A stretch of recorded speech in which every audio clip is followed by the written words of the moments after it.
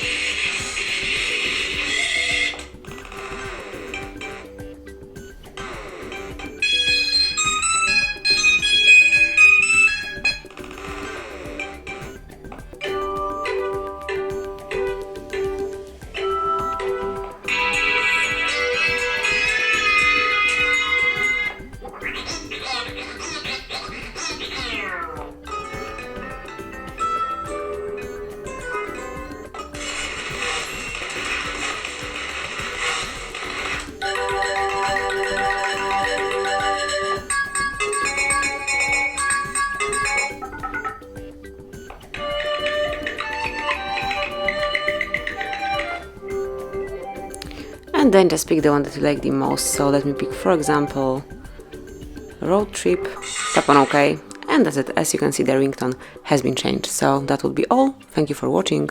Please subscribe our channel and leave the thumbs up.